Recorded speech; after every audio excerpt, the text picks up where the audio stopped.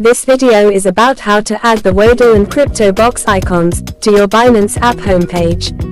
Let's get started. First of all, open your Binance app. Then, tap on the More icon. Click on this pen tool. If you added unnecessary items, click on the minus icon to remove them. Then, scroll down. Here you can see the wodl and crypto box options. Click on the plus icon to add wodl to your homepage. You can add the crypto box using the same process. Then, click on Done. Refresh the page, and you will see wodl and crypto box. Now, you can solve wodl and claim crypto boxes easily without any problem. Thanks for watching the video.